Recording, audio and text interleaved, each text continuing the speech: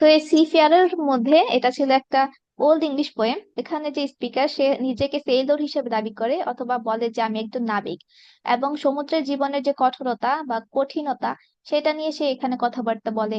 যেমন সমুদ্রের জীবনে অনেক ঠান্ডা থাকে, অনেক ঠান্ডা সহ্য করতে হয়, ঝড় তুফান সহ্য করতে হয়, লোনলিনেস একাকিত্ব সহ্য করতে হয়, লেক অফ কমফোর্ট, এখানে হচ্ছে আরামের খুবই অভাব থাকে, মানে আরামটা কখনো পাওয়া যায় না। Despite this struggles he feels ড্রন to the sea, কিন্তু এত কষ্টের পরেও সে কিন্তু সমুদ্রের প্রতি একটা টান ফিল করে, এবং তার কাছে মনে হয় যে সমুদ্র আমাদেরকে একটা স্বাধীনতা দেয়, যেই স্বাধীনতা অন্য কিছু দিতে পারে না। যখন একজন মানুষ সমুদ্রের মাঝপথে থাকে, খুবই দূরে থাকে, তখন কিন্তু তার কাছে একটা আধ্যাত্মিক স্বাধীনতা মনে হয় যে আমি এখানে খুবই একা। এখানে যদিও তার লোনলি ফিল হয়, কিন্তু এখানে একটা স্বাধীনতাও রয়েছে, তো ওই জিনিসটা তারা খুব পছন্দ করবে। তো এটাই হচ্ছে আসল কথা সিফেয়ারের, যে একটা নাবিকের জীবন কতটা কঠিন এবং সমুদ্র জীবনের মধ্যে কি থাকে কি না থাকে এগুলো, যেমন life of hardship, isolation, constant struggle against nature, নেচারের প্রতি তাদের অনেক ফাইট করতে হয়, নেচারের যে প্রতিকূলতা সেগুলো তাদের সহ্য করতে হয়, অনেক ঠান্ডা সহ্য করতে হয়, এবং কোনো আরাম, খাবার দাবারের যে একটা ব্যবস্থা সেগুলো তো কিছুই পায় না। কিন্তু সেখানে রয়েছে একটা আধ্যাত্মিক শান্তি এবং স্বাধীনতা, আধ্যাত্মিক স্বাধীনতা এবং শান্তি, এই কারণে হচ্ছে সমুদ্রের প্রতি তারা খুবই টান ফিল করে। আচ্ছা, বেউলফটা কি তোমাদের পড়ানো লাগবে নাকি সবাই পারো? আইডিয়া আছে এটার উপর। দেখি বাকিরা বলো, দেখি বেউলফটা কি পড়াবো নাকি স্কিপ করব? যদি স্কিপ করি তাহলে এখন তোমাদের একটা শর্ট কোশ্চেন পড়াতে পারবো। ভালো হয়। জি, পড়ান আপু একটা।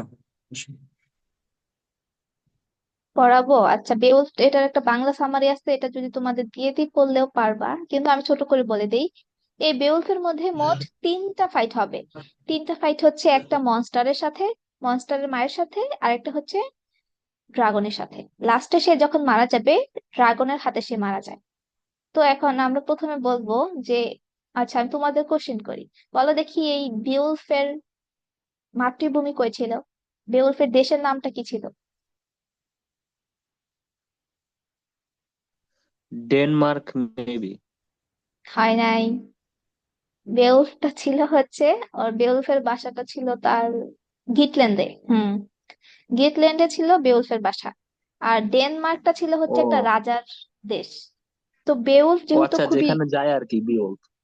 হ্যাঁ, ওই রাজার নাম কি ছিল বলো? রাজার নাম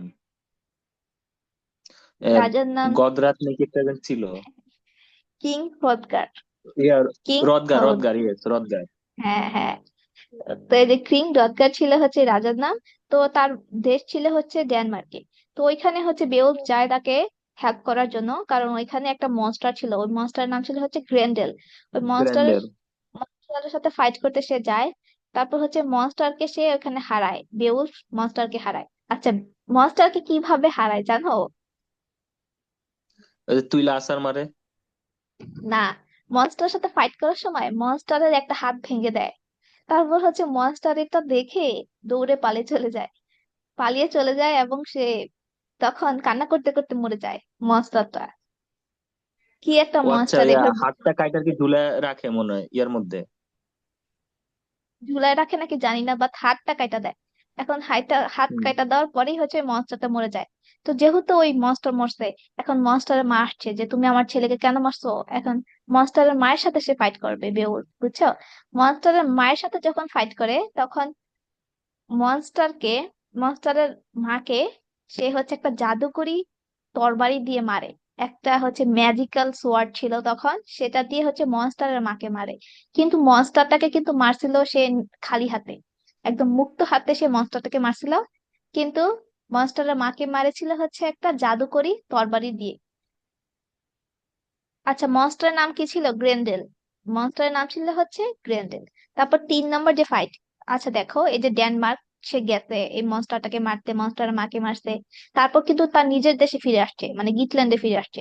গিটল্যান্ডে ফিরে আসার পর সেখানে যে রাজা ছিল, সে যে এত বড় একটা কাজ করেছে, ব্রেভারির একটা কাজ করেছে, সেটা দেখে তাকে হচ্ছে রাজা অনেক কিছু গিফট দেয়, তাকে একটা গ্র্যান্ড ওয়েলকাম জানায়, এত গিফট দেয়। তারপর হচ্ছে তাকে খুশি হয়ে শেষে পরবর্তীকালে তাকে রাজা বানানো হয়। তো 50 বছর সেই বেওলফ ওইখানে হচ্ছে রাজত্ব করে তার গিটল্যান্ডের মধ্যে নিজের দেশে। তো সেখানে 50 বছর রাজত্ব করার পর সে কিন্তু বৃদ্ধ হয়ে গেছে, এবং সেই 50 বছর পরে আরেকটা ড্রাগন আসে। সেই ড্রাগনের ট্রেজার অথবা খাজানা, এটাকে কি বলে, সম্পদ, সেটা হচ্ছে চুরি হয়ে যায়। চুরি হওয়ার পরে ওই ড্রাগনটা ক্ষিপ্ত হয়ে গ্রিটল্যান্ডের উপর আক্রমণ করে। তো তখন আবার এত বৃদ্ধ হয়ে যাওয়ার পরেও বেউস চায় তার দেশবাসীকে রক্ষা করতে এবং দেশবাসীর জন্য একটা ট্রেজার জিততে। এখানে যে ট্রেজারটা সে জিতে, সেই ট্রেজারটা কিন্তু ছিল ড্রাগনের নিজের। যেহেতু সে ড্রাগনকে মেরে ফেলছে, তাই কিন্তু ওই ট্রেজারটা তার হয়ে গেছে। এখন ড্রাগন কিন্তু স্পেশাল ড্রাগন ছিল এটা। ড্রাগনের মুখ থেকে নিঃশ্বাস বের হতো আগুনের, আগুনের শ্বাস দিতে পারতো। তো ওই আগুনের শ্বাস দিয়ে কিন্তু সে গিটল্যান্ডের চারপাশে শুধু আগুন ছড়াচ্ছিল। তো এটা দেখে খুবই বিরক্ত হয়ে বিওলফ আসে ওইখানে ড্রাগনের সাথে ফাইট করতে। তো বিওলফটা হচ্ছে কি একটা বীরত্ব এবং আত্মত্যাগের চিরন্তন কাহিনী। এবং এটার মধ্যে কিন্তু আমরা অ্যাংলো সেকশন পিপলদের যে বৈশিষ্ট্য সেটা অনেক ভাবেই দেখতে পাই। যেমন সবাই খুব ব্রেভ ছিল, সবাই গ্লোরি পছন্দ করতো, খ্যাতি অর্জনের জন্য তারা ফাইট করতো, এবং দেশবাসীকে এবং অথবা যারা কাছের মানুষ, আত্মীয় স্বজন, তাদেরকে বাঁচানোর জন্য তারা সবসময় মনোনিবেশ থাকতো। এখানে আরো কিছু ডিটেলস ছিল যেটা আমি ফার্স্ট ফার্স্ট পড়ানোর কারণে মিস করতেছি। এই তো, যখন গ্রেন্ডেল আক্রমণ করে, গ্রেন্ডেলকে তো মেরে ফেলে, কিন্তু গ্রেন্ডেল কিন্তু 12 বছর ধরে ওই ডেনমার্ককে ডেনমার্কের মধ্যে মানুষকে জ্বালাচ্ছিল, এবং রাতে, রোজ রাতে সে সৈনিকদের মারতো ডেনমার্কের মধ্যে। বেওলফ যাওয়ার আগে সে 12 বছর ওই ডেনমার্কে কিং হ্রোদগারের যে ইয়েটা ছিল সেটাতে সেটাতে মানুষকে জ্বালায় আর কি। তারপর বেওলফ আসে, এই সমস্যা শুনে ডেনমার্কে আসে, তারপর হচ্ছে গ্রেন্ডেলকে অস্ত্র ছাড়াই পরাজিত করার প্রতিজ্ঞা করে। তারপর যখন গ্রেন্ডেলের সাথে সে ফাইট করা শুরু করে, তখন হচ্ছে শেষ পর্যন্ত সে গ্রেন্ডেলের হাত ছিঁড়ে ফেলে, হাতটাকে ছিঁড়ে ফেলে। তারপর হচ্ছে গ্রেন্ডেল পালিয়ে গিয়ে মৃত্যুবরণ করে। তারপর হচ্ছে গ্রেন্ডেলের মা আসে। গ্রেন্ডেলের মা কি করে জানো? গ্রেন্ডেলের মা তো এখন রিভেঞ্জ নিতে আসছে। সে হচ্ছে কিং এর বা রাজার একজন প্রিয় ব্যক্তিকে হত্যা করে ফেলে। রাজার প্রিয় ব্যক্তিকে হত্যা করে ফেলে, এই কারণে রাজা বলে, আবার পিওর্সকে বলে যে তুমি তার মাকে পরাজিত করো, হয় আমার একজন প্রিয় ব্যক্তিকে হত্যা করে ফেলছে। এই কারণে আবার সে গ্রেন্ডেলের মায়ের সাথে হত্যা করে। এবং গ্রেন্ডেলের মায়ের সাথে ওই যখন ফাইট কি সমুদ্রে হয়? ফাইট করে, গ্রেন হ্যাঁ, মানে ওই ফাইটটা কি সমুদ্রে হয়, মানে মায়ের সাথে যখন ফাইট করে? মায়ের সাথে যে ফাইটটা করে সেটা হয় হচ্ছে একটা গুহার মধ্যে, পানির নিচের একটা গুহার মধ্যে, বুঝছো? ওটা হয়তো সমুদ্র নাকি কি জানি না, বাট পানির নিচের একটা গুহার মধ্যে। তো সে ওইখানে একটা জাদুকরি তলোয়ার খুঁজে পায়, এবং সেই তলোয়ার দিয়ে গ্রেন্ডেলের মাকে সে হত্যা করে, এবং 50 বছর পর ড্রাগনের সাথে ফাইট করে সে মারা যায়। এই হচ্ছে বিওলফের কাহিনী। আরো কিছু বলার নাই, কারণ এটা সবাই জানো, পারো। এখন তোমাদের আমি চাচ্ছি একটা শর্ট নোট পড়াতে। এটাকে তোমরা পড়ছো আগে নাকি পড়াবো? রাইট আ শর্ট পড়ি নোট নাই। On the major features of Anglo Saxon poetry. Anglo Saxon পোয়েট্রির কি কি বৈশিষ্ট্য ছিল? শর্ট নোট পড়ান আপু। অ্যাংলো সেকশন পোয়েট্রির কি কি বৈশিষ্ট্য ছিল? আচ্ছা, এখন এটা পড়বো। আচ্ছা, আমাদের যদি বলে যে অ্যাংলো সেকশন পোয়েট্রি কি জিনিস, তোমরা এক কথায় এটা ডিফাইন করতে পারবা? না। না কেন? অ্যাংলো সেকশনের সময়কালটা বলো দেখি।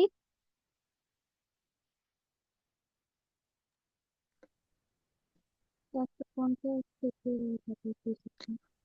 নরম্যান কনকুয়েস্টের আগ পর্যন্ত, তাই না? চারশো অ্যাংলো সেকশনের পঞ্চাশ থেকে সময়কালটা হচ্ছে 1050। নরম্যান নরম্যান কনকুয়েস্টের আগ পর্যন্ত।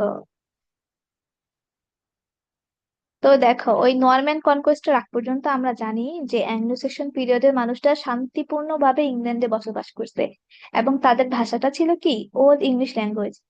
তো এই নরম্যান কনকোয়েস্টের আগ পর্যন্ত ওল্ড ইংলিশের যে পিপলরা ছিল, অ্যাংলো সেকশনের যে পিপলরা ছিল, তারা যে পোয়েট্রি লিখেছে সেটাকেই বলা হয় অ্যাংলো সেকশন পোয়েট্রি। তাহলে আমরা এক কথায় যদি বলি এটা ডেফিনিশন কি হবে, ও অ্যাংলো সেকশন পোয়েট্রি ডেফিনিশন কি হবে, সেটা হবে নরম্যান কনকোয়েস্টের আগে যেসব কবিতা কম্পোজ করা হয়েছিল, লেখা হয়েছিল, সেটাকে বলা হবে অ্যাংলো স্যাক্সন পোয়েট্রি। এবং ওই নরম্যান কনকুইস্টটা কবে হয়েছিল? 1066 সালে হয়েছিল। এবং আমাদের যে অ্যাংলো স্যাক্সন পোয়েট্রি, সেটার আরেকটা নাম হচ্ছে ওল্ড ইংলিশ পোয়েট্রি, কারণ এটা ওল্ড ইংলিশ ল্যাঙ্গুয়েজে লেখা হয়েছিল। এই কারণে এটাকে বলা হয় ওল্ড ইংলিশ পোয়েট্রি অথবা অ্যাংলো স্যাক্সন পোয়েট্রি। তাহলে এখন বলো দেখি অ্যাংলো স্যাক্সন পোয়েট্রির ডেফিনেশনটা কি?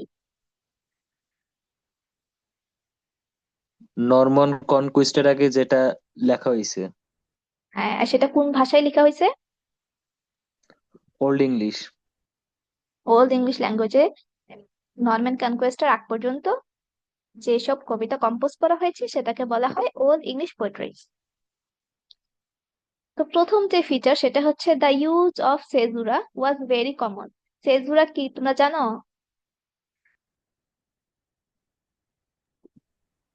জি না। সেজুরা তো মনে হয় তোমাদের ফিগার অফ স্পিচে পড়াইছিল নাকি? পড়াইছিল, বাট এখন মনে পড়তেছে না। সেজুরাটা হচ্ছে সমান্তরাল দুইটা চিহ্ন। আমরা যেমন একটা লেখার মধ্যে পাঞ্চুয়েশন ব্যবহার করি, কমা, প্রশ্নবোধক চিহ্ন, দাঁড়ি, ফুল স্টপ, এগুলো ব্যবহার করার মাধ্যমে আমরা কি বোঝাতে চাই? যে আপনি পড়ার মাঝখানে একটু থামুন, একটু হাফ সেকেন্ডের বিরতি দেন, 1 সেকেন্ডের বিরতি দেন। এমনটা আমরা বিরতি নেওয়ার জন্য কিন্তু পাঞ্চুয়েশন ব্যবহার করি। তো ওই সেজুরার জিনিসটাও হচ্ছে অনেকটা পাঞ্চুয়েশনের মতো, কিন্তু এটার যে চিহ্ন সেটা হবে সমান্তরাল দুইটা চিহ্ন। তো এটা পোয়েট্রির মধ্যে ব্যবহার করা হতো। এর কারণ হচ্ছে অ্যাংলো সেকশনের যে পোয়েট্রিটা ছিল সেটা খুবই লং ছিল, অনেক বড় বড় পোয়েট্রি তারা লিখতো। এই কারণে তখন যখন পোয়েট্রি গুলো পড়া হতো, মানুষকে শোনানো হতো, তখন এটা একটানে গাওয়া খুবই টাফ হয়ে যেত।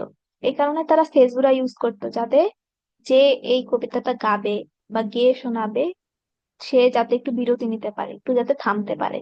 তাহলে এক কথায় যদি আমরা বলি যে সেজুরা হচ্ছে অনেকটা পাঞ্চুয়েশনের মতো, কিন্তু এটা আমি জাস্ট এক্সাম্পল দেওয়ার জন্য বলছি, এটা কিন্তু লেখা যাবে না যে আপু সেজুরা এটার হচ্ছে একটা ইপিক অর্থ কি? পাঞ্চুয়েশন। ইপিক, হ্যাঁ, এই ইপিক অর্থ কি? ইপিক্স? এপিক। এপিক হচ্ছে মহাকাব্য। মহাকাব্য মানে হচ্ছে অনেক বড় একটা কবিতা, যেটা লাইন হতে পারে 3000 থেকে 5000 পর্যন্ত। বেউলফের যে লাইন সেটা হচ্ছে 3182টা লাইন।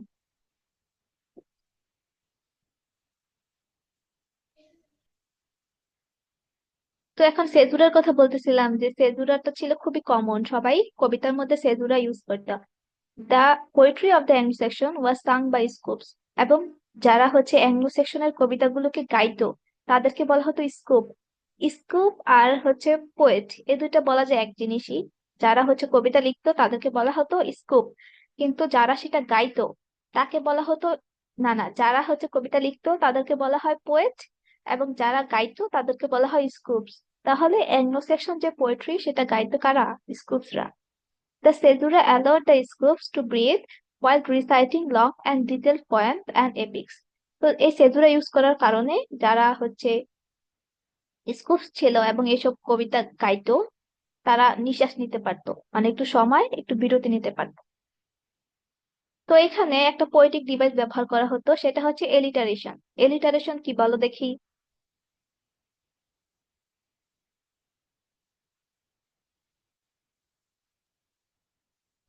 কনসোনেন্ট সাউন্ড রিপিট হওয়া বারবার। হুম, কনসোনেন্ট সাউন্ড রিপিট হওয়াকে বলা হয় এলিটারেশন। এখন অ্যাংলো সেকশন পিপলরা এলিটারেশনটা ব্যবহার করতো ছন্দ ক্রিয়েট করার জন্য। ছন্দ ক্রিয়েট করার জন্য এলিটারেশন ব্যবহার করা হতো। এবং তখন অ্যাংলো সেকশন পোয়েট্রি যারা লিখতো, পোয়েটরা কিন্তু অ্যানোনিমাস ভাবে তাদের পোয়েট্রি পাবলিশ করতো। মানে হচ্ছে ক্রেডিট নিত না, নিজেদের নাম ছাড়াই তারা পাবলিশ করে দিত। অজানা কবি, এটাকে বলা হয় হচ্ছে অজানা কবিদের কবিতা।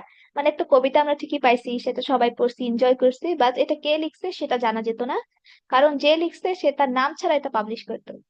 তো এইসব অজানা কবিরা অনেক সময় ব্ল্যাঙ্ক ভার্সের মধ্যে লিখতো। এখন ব্ল্যাঙ্ক ভার্সটা কি জিনিস?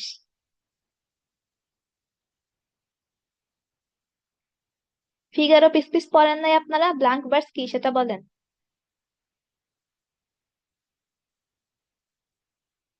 অ্যালিটারেশন এটা। এটা কি?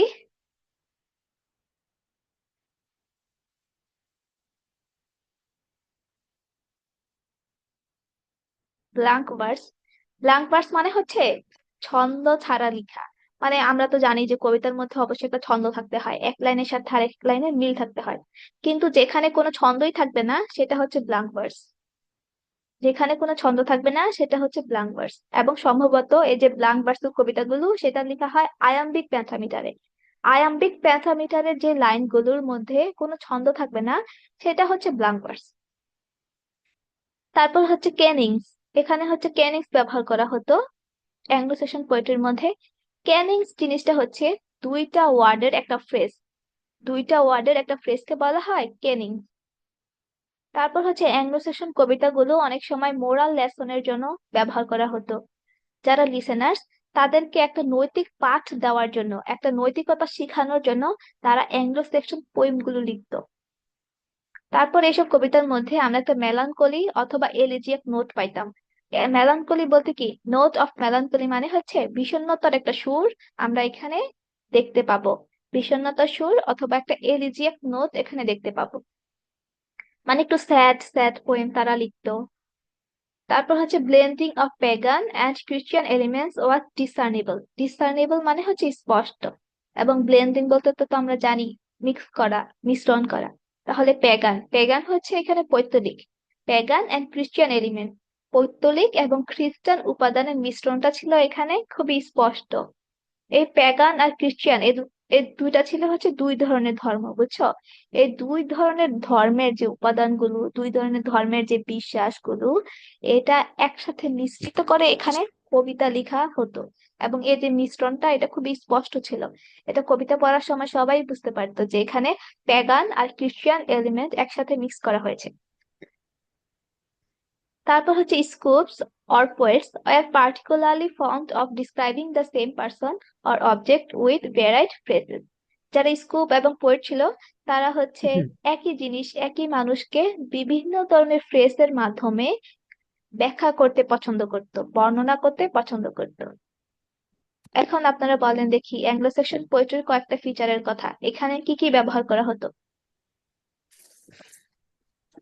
প্রথমত এখানে চেজুরা ব্যবহার করা হতো, যাতে স্কোপস যারা আছে তারা যাতে এটা আবৃত্তি করতে পারে। তারপর এলিটারেশন ব্যবহার করতো।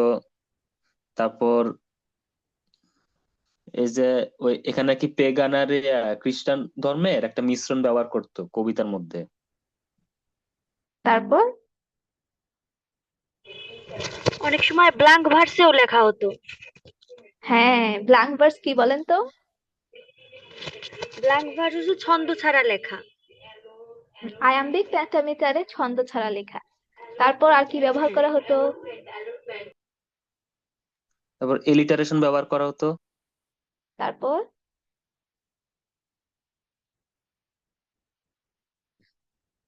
কেনিংস, কেনিংস ব্যবহার করা হতো। কেনিংসটা কি বলো?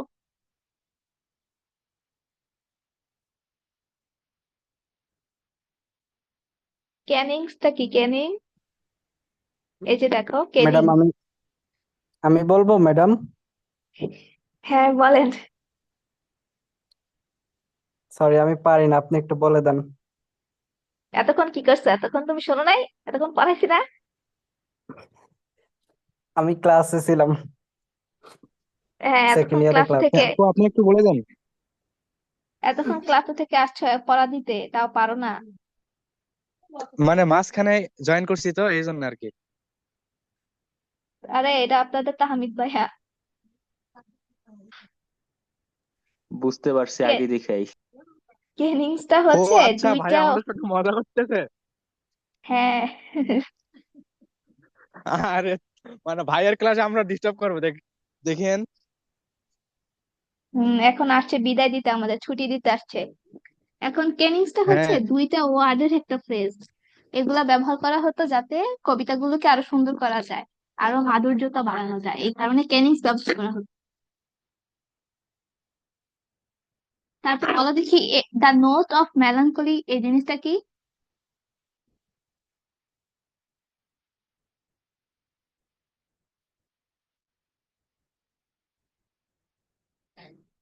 নোট অফ মেলানকলিটা কি?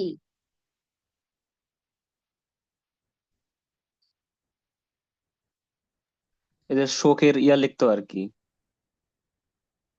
বিষণ্ণতার একটা ছোঁয়া অথবা বিষণ্ণতার একটা সুর এখানে দেখা যেত, একটু স্যাড স্যাড পোয়েম তারা লিখতো।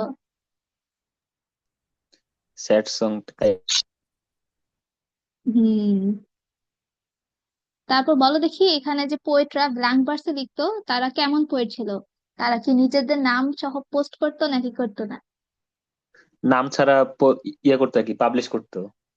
নাম ছাড়া পাবলিশ করতো। তারপর কিন্তু এগুলো মৌখিক পারফরমেন্সের জন্য লেখা হতো, ওরাল পারফরমেন্সের জন্য লেখা হতো। এই কারণে অনেক কবিতা তখন হারিয়ে গিয়েছে, এখন সেটা পাওয়া যাচ্ছে না, কারণ এগুলো লেখা হয়নি। বিউলফের নামও তো জানা যায় না, রাইটারের নাম। হ্যাঁ, এই কারণেই। তখন এটা একটা ট্রেন্ড ছিল, যে এখন দেখো সবাই খুব পাগল হয়ে যায় ক্রেডিট নেওয়ার জন্য, যে এটা আমি করেছি, না ওইটা আমি করেছি। কিন্তু তখন এত মাথা ব্যথা ছিল না, যে আমি লিখছি তো আমার ক্রেডিট নিতে হবে, আমার নাম থাকতে হবে। তখন তো সবাই যুদ্ধ নিয়ে পড়ে থাকতো। যুদ্ধ নিয়ে পড়ে থাকতো, আর এইসব যুদ্ধ কিসের